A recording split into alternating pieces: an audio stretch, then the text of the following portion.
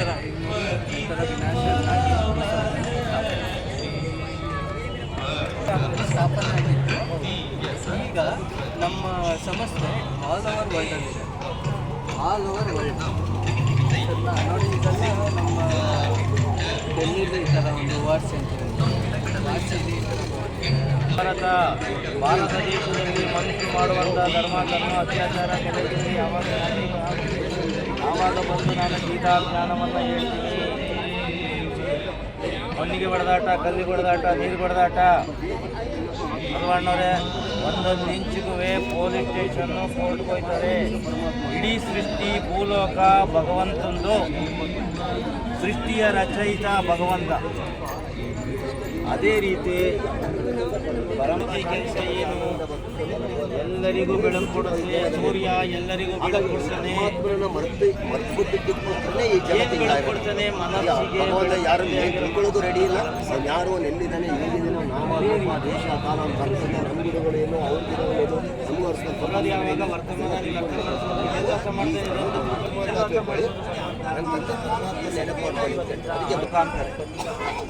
ಬ್ರಹ್ಮಾಂಡ, ಪರಮಧಾಮ, ಶಾಂತಿಧಾಮ, ನಿರ್ವಾಣಧಾಮ, ಆತ್ಮ ಪರಮಾತ್ಮ ವಾಸ ಮಾಡೋ ಮೂಲ ಮನೆ.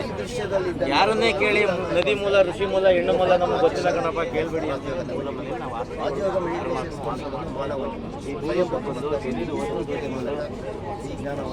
ಪುನಃ ನಾಟಕ ಮುಗಿದ ಮೇಲೆ ನಮ್ಮ ಮನೆಗೆ ಹೋಗಲೇಬೇಕು, ಡ್ರೆಸ್ ಕಳಿಸಿ. ನಾಟಕ ಎಂಡಿಂಗ್ ಇದರಿಂದ ನಾವು ಅಂತ ತಿಳ್ಕೊಂಡಿದ್ದೀವಿ. ನಾನು ಆತ್ಮ ಹಣೆ ಮಧ್ಯೆ ವಾಸ ಮಾಡ್ತಾ ಇದ್ದೀನಿ. ಆತ್ಮದಲ್ಲಿ ಮೂಲ ಶಕ್ತಿ ಇದೆ, ನಾನು ಆತ್ಮ, ಜೀವ ಪ್ಲಸ್ ಆತ್ಮ, ಜೀವಾತ್ಮ, ಮನುಷ್ಯ, ಇದೇ ನಾನು ಅಂತ ತಿಳ್ಕೊಂಡಿದ್ದೀವಿ. ಈ ದೇಹದ ಒಳಗೆ ಒಂದು ಶಕ್ತಿ ಆತ್ಮ ಹಣೆ ಮಧ್ಯೆ ವಾಸ ಮಾಡ್ತಾ ಇದೆ.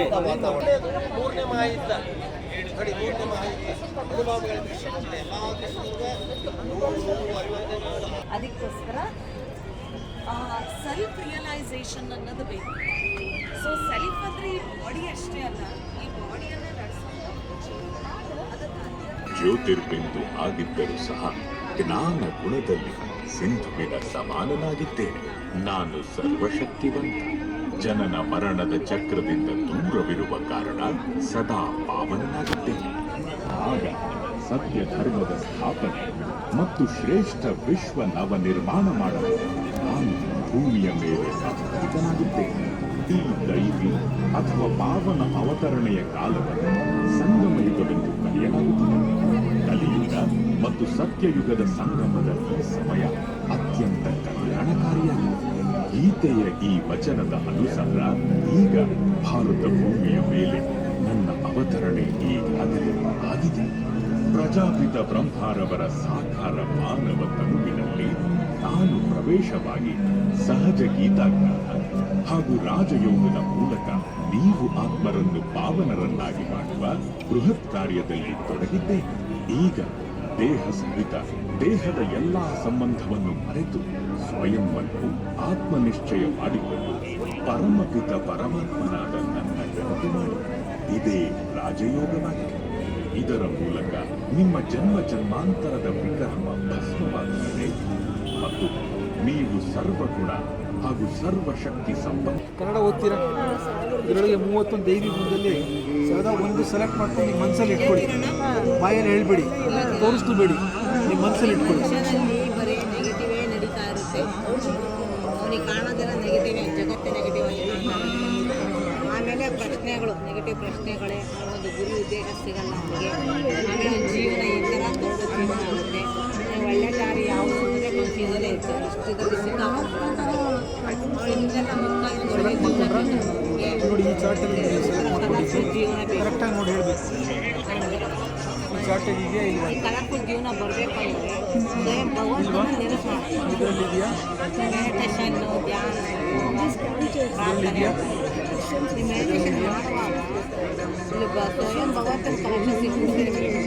ಯಾರೆಲ್ಲ ಭಗವಂತ ನಾಳೆ ಶಿವರಾತ್ರಿ ಆಚರಿಸ್ತಾ ಇದ್ದಾರೆ, ಆ ಭಗವಂತ ನೆನಪು ಮಾಡಿದಾಗೆ ನೆಗೆಟಿವ್ ಅನ್ನೋದು ಪಾಸಿಟಿವ್ ಆಗಿ ಪರಿವರ್ತನೆ ದಾರಿ ಸಿಗುತ್ತೆ, ಗುರಿ ಸಿಗುತ್ತೆ. ಮೆಡಿಟೇಷನ್ ಕಲ್ತ್ಕೊಳ್ಳಿ. ಬ್ರಹ್ಮಕುಮಾರಿ ಸೆಂಟರ್ಗೆ ಹೋಗ್ಬಿಟ್ಟು ನಾವು ಎಲ್ಲಿ ವಾಸ ಮಾಡ್ತೀರಾ?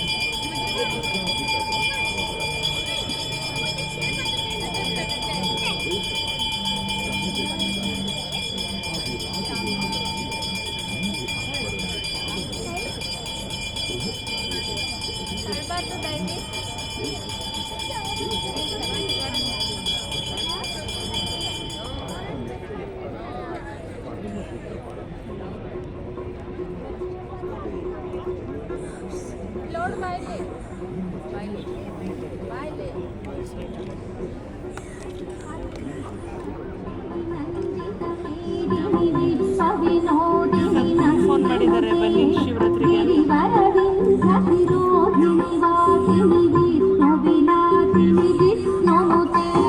ಭಗವತಿ ಹೇಗೆ ಕಂಠ ಕುಟುಂಬಿನಿ ಭೂರಿ ಕುಟುಂಬಿನಿ ಭೂರಿ ಕೃತೆ ಜಯ ಜಯ ಹೇ ಮಹಿಷಾಸುರ ಮರ್ದಿನಿ ರಮ್ಯಕ ಪರ್ದಿನಿ ಶೈಲಸುತೆ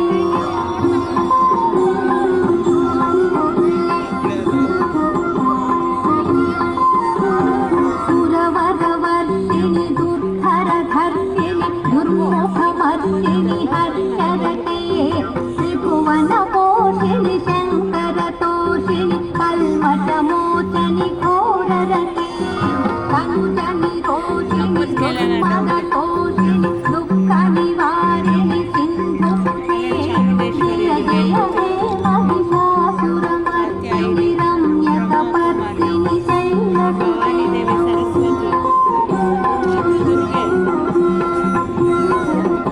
ಲಕ್ಷ್ಮಿ ಸಾಯಿ ಜಗದಂಬ ಕದಂಬವನ ಪ್ರಿಯ ಸಂತೋಷಿ